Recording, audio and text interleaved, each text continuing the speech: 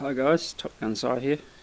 I'm going to do this little video just to give you guys a quick, I suppose a demonstration of how I do things, and maybe it might help you guys in some of the things you're building. So if you want to do timber, I've seen some of you want to do like timber and that if you're doing, I don't know, whatever you're creating on buildings, houses, ships, anything. So what I would normally use, probably if I'm trying to do a really quick house, okay, what I'd start off with probably is I'll go to polylayer because I prefer that because you get a more textured look rather than smooth, and I'll create another couple of layers, well, actually two will do. So I'll go to the second layer and just create a grey block for now because this is going to be the base structure for, say, a house. So that'll be our house. Real basic, I know, but there we go. Or maybe we'll paint it, we might do it brown actually. Just paint it quickly.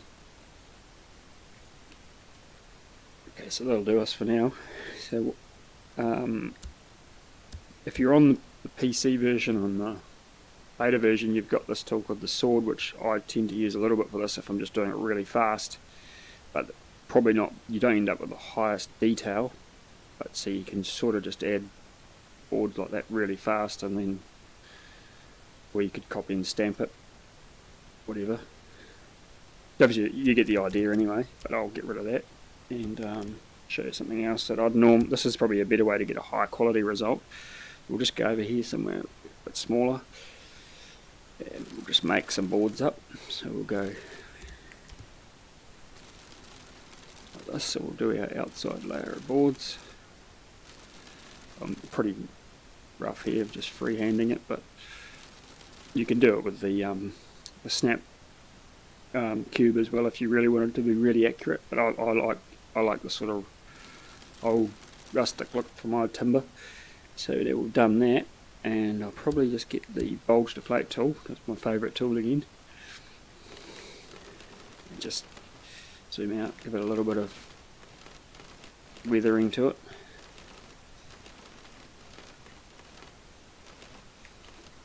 And then I'd probably go for different colour than that. I need just a lighter brown, but not quite so dark. Just there. The cone brush, and then just on half opacity, and just give it a bit of this. You notice if you're on a slightly smaller brush, it'll start adding a little bit of detail in it too, giving it a slightly more textured look. Especially once you start copy pasting it anyway, you'll notice it more. So I'll just spray a bit of this over that. Pretty rough, but that'll do. And we'll go back to the darker brown again, just to, don't want it too light, and then it also just reddens the colour a little bit where you've overlapped with the lighter colour. Get the darker one now, and I'll just do some shadowing under where the overhang of the boards are. I mean, obviously you depending on what quality of sculpture you want, you can just spend as much time making your stamps right, because that's basically dictates how good the job's going to look at the end of it. We've got a bit overboard there, just spray a bit more brown on it. Well, that'll do us for now. So okay, that's on the stamp layer, so that's good. So I'll select that.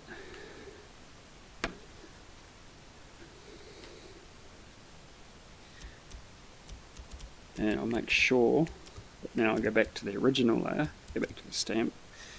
So we'll put this, I mean, you can just sort of roughly line it up, and don't worry about if your box is showing through a little bit, because that's on a separate layer. The idea is that we'll get rid of that later. So mainly I'd use the boxes just so you give yourself some straight lines for getting, you know, a rough shape of your house or whatever. And then I'd go maybe around the back here.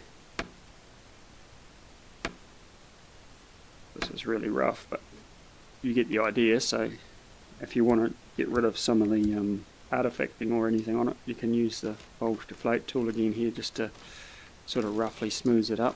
Or you could use the smooth tool obviously. But see, we're at 2 megabytes, and I think you'll probably find if I run this over it a little bit, it'll get rid of a bit of the artifacting, and it'll actually drop the file size a bit. And then, but say you'd already had your whatever you'd made and you wanted to add your timber, but you didn't want to go the outside size any bigger. So what I do then is you can use it as a subtract stamp. So just turn it around the other way. I stamped that on low graphics, that would be why that didn't come out as good. I'll stamp one on high then, just so you can see the difference. I mean, it's probably still acceptable on low because it saves a lot of file size, but depending on how close you're wanting to get pictures of your sculpt, so something that looks a whole lot more detailed than the other one, but it also increased it by a megabyte. But anyway, and then we'll go back to what we're going to do with the subtract. Say if you already had your wall there, you can use it as a subtract. So you push that button and it brings it. I think it's the X button on this controller that I'm using. And just resize it to whatever, and then you just... I find it a little bit tricky because it's transparent, so you're just sort of guessing. Are we on the right layer? No, we're not. That'll be right. You probably could go down a layer for this because you probably don't need it high detail for the stamp. Oh, we didn't do it as a stamp, that's why.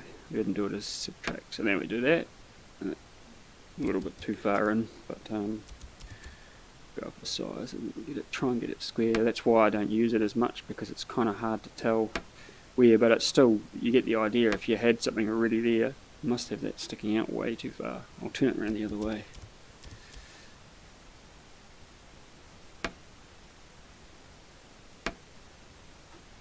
Yeah, still does basically the same thing, but you basically inverted it instead, so you're taking it away to get the result rather than adding it, which is quite a handy feature if you're not wanting to come out this way any further with whatever you're building.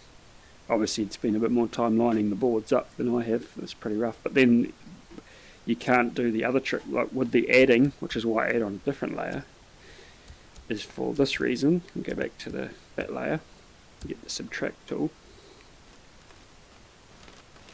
and then you just get rid of that wall, and so then you have timber inside whatever you're building as well, and you get rid of all that extra that you don't need, so that it cuts the file size down again. And that's pretty much it for that. What else I was going to show you? I'll load up the other one. Some of you were wondering how I pose some of my sculpts. Let's turn the heater off. Okay, this is loaded. So this is what I start off with my TREX sculpt. It's just a basic skeleton. So for this, use the stamp tool again, and we'll give him a bit of a pose like a T-Rex out of Jurassic Park, standing and roaring or something. So what I'll do is I'll select the leg for a start, the back leg, like that. And this is where the bulge deflate tool comes in handy again. Oh, wrong way. I want it on subtract. We're just editing the stamp currently, so it's such a good feature this on Sculptor, how we can add and subtract stuff away from the actual stamp itself. So now we've got that close to the size we want. We'll just get rid of that because we don't need that now, because we're going to put another leg on them. And we'll just twist it out on a bit of an angle like that. That'll do us. Just spreading his feet a little bit wider so he can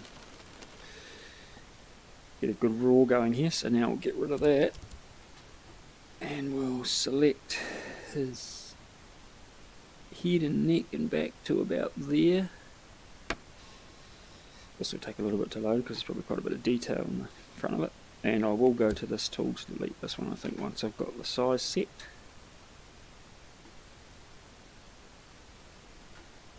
Similar size there, and I'll just get rid of that all the way back to just behind that one. And I'd obviously do it, kink it up slowly, going one vertebrae by one vertebrae at a time if I was going for a really, trying to get a decent realistic looking sculpt, but here we're just going to go up quite quick. Oh, hang on, redo that. Oh, it's alright, we can select it again. I shouldn't have undone that, but that's alright.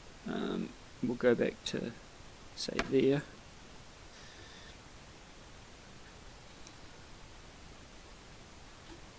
Resize this.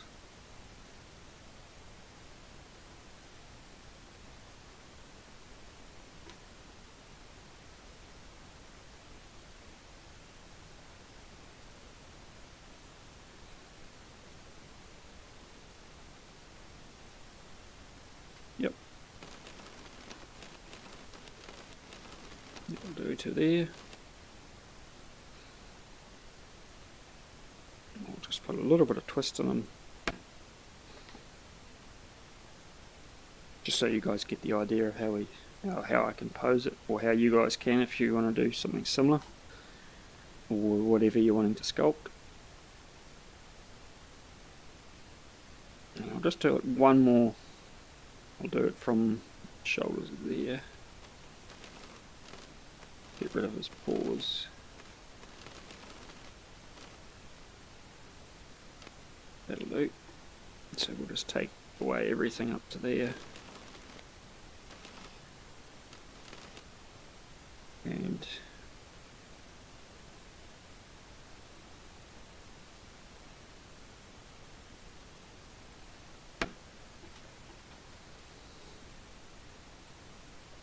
wait for it to place. This is, remember, I'm on maximum and it's quite a high detail piece too, so that's probably enough for that. So now we'll just do just the head itself, and I actually usually probably do it on bulge deflate because you can get a little bit more accurate without wrecking everything, because it takes it away gradually. It's just for some of the bits removing with deflate just takes a bit of time. See, I'll show you this. Because the other one instantly subtracts it. It works slightly better for taking away, but then I probably prefer deflate because you're a lot more controllable what you're deleting. As example, well, it's not a very good example there because it doesn't happen straight away. But this is more of an example. You can actually see it reducing in front of your eyes, not just suddenly gone. So if you're trying to get a nice finish to wherever you're joining onto like this, just want it a bit more rounded or something, you do it like that. I'll just reduce that back down to get the head roughly right. I've lost the scale of it now, but it's going to be something like that. We'll just put them there for example, just for this little demonstration anyway. Okay, now we want to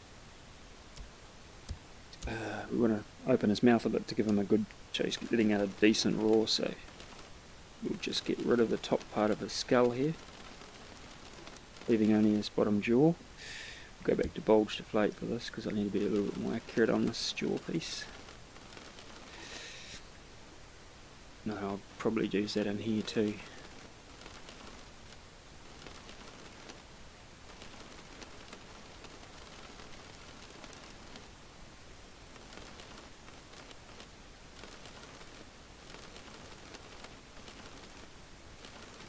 And then we'll just open it up a bit.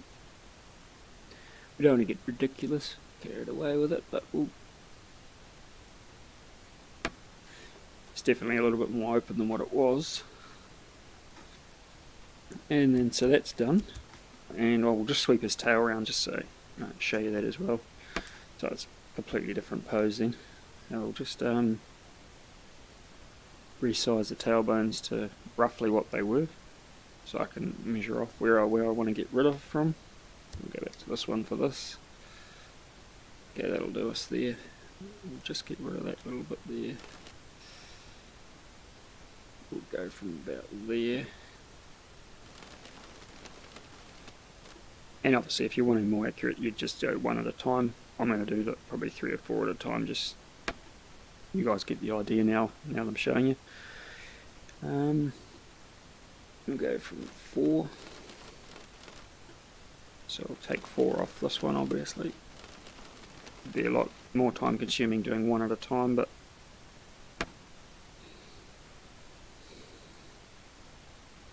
do another 4. 1, 2, 3, 4.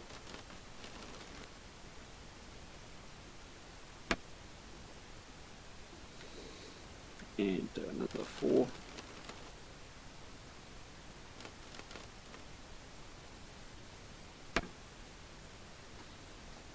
And we'll just sweep the end round a little bit from about there.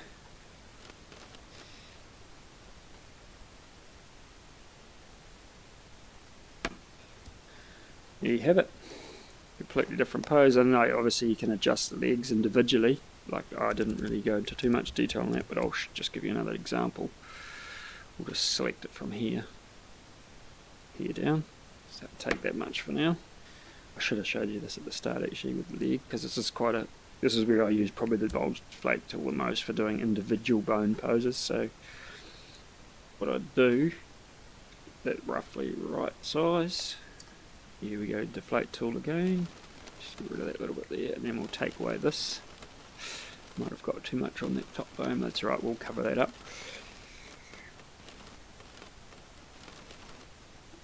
And then we want to say have this one tucked in a little bit more, so we'll put it maybe there. Probably too much, because if I had structure to the body of it, it's probably going to be touching the skin just about, but that's alright, we're only doing it as a demonstration. So then I'd take away this bone down to the next joint, and this is where it's, oh, I did too much there. This is where it's good with the bulge deflate, because you can control it. And then I'll get rid of this.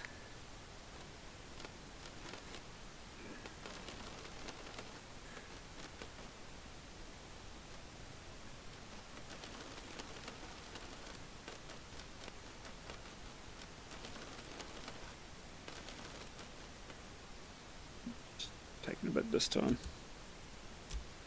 No, it's worked now.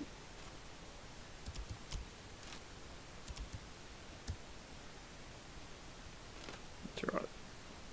Computer's probably getting a bit hot or something. Anyway, go like this. Fold that up so he's like he's got a sore foot or something, so I'll have his toes hanging down. We've done that. So now we need to get rid of down to the next lot of joints. Obviously the time consuming bit in this is going to be re-skinning it out with a completely different pose, because it's very hard to do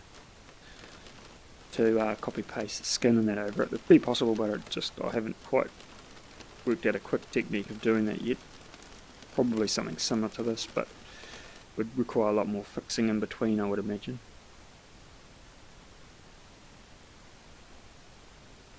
So we'll stamp that there, and we'll get rid of these.